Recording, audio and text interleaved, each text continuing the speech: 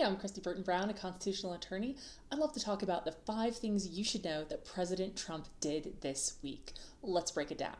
First of all, he actually gave the government the strength to expose the real origins of COVID. Now, many of us have known this all along, but the CIA finally released their position that the COVID virus most likely came from Wuhan, China. Just like the research has been showing for years, the CIA finally decided to step off the sidelines and take this official position. Coincidentally, they did it after President Trump was inaugurated this week, even though the investigation had begun when Joe Biden was president. Big pivotal moment for the United States, and we have President Trump also seeking to end funding for gain of function virus research.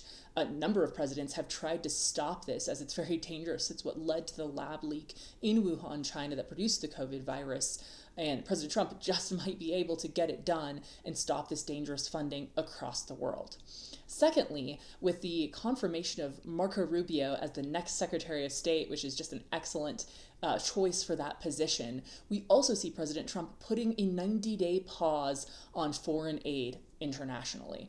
This is extremely important as the U.S. evaluates these 3 questions. Does foreign aid the U.S. is involved in make the U.S. stronger, safer, and more prosperous? Those are the 3 questions President Trump has empowered Marco Rubio to ask as they evaluate every piece of international funding.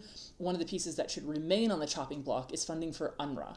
This is an incredibly corrupt portion of the United Nations that in fact hired, aided, and abetted Hamas terrorists in their October 7th attack and the aftermath. So this 90-day pause is crucial for evaluating other corrupt international funding that the U.S. is involved in. Third, President Trump eliminated DEI across the federal government, defined 2 genders as male and female beginning at conception, and he also eliminated pronoun requirements in any federally funded organization. This includes schools. And this doesn't mean that students individually can't claim their own pronouns if they want to do it. That's freedom of speech.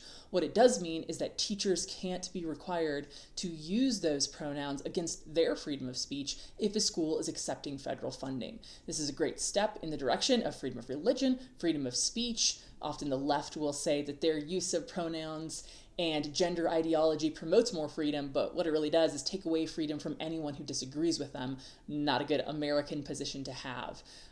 You may have seen the video going around where even TSA at the airports is now shredding rainbow flag documentation and papers they had hanging up because it's no longer allowed under the Trump administration. We're going to treat all people equally, not just people who are gender confused or have different opinions on gender ideology. Number 4, President Trump put our nation in a firmly pro-life position. He reinstated the Mexico City policy, which means the U.S. cannot be funding abortion internationally. He pulled us out of WHO, the World Health Organization. The U.S. is the highest contributor financially to the World Health Organization, has been, I think, forever. He pulled us out of that. The WHO is already having to make cuts. This is crucial not only because the WHO is an abortion agenda-focused organization, but they also royally messed up during the COVID pandemic.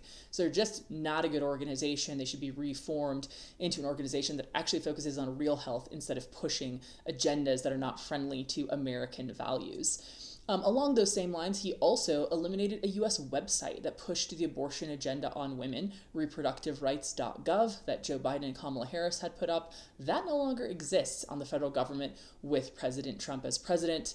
He made sure that we're also in compliance with the Hyde Amendment, which prohibits funding of abortions here at home. So firmly pro-life position established in his first week in office. This is a great thing for the United States. Number 5.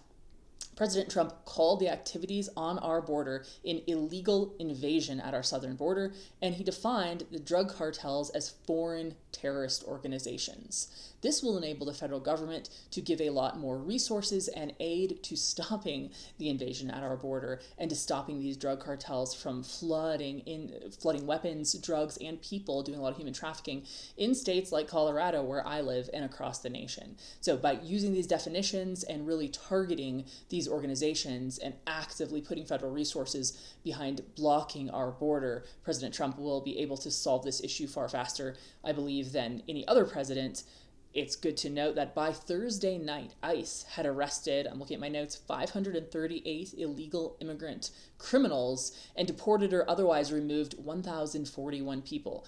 And that's from Monday to Thursday. They were able to accomplish that much. If you want to see some of it happening for yourself, you can look up the videos on ICE arresting illegal immigrant criminals in Boston. Definitely some good footage there. So there you have it, the 5 top things that President Trump accomplished in this first week. So many more are out there. Go read some of the executive orders for yourself. If you want to evaluate if he really is making America great again, my answer is he absolutely is.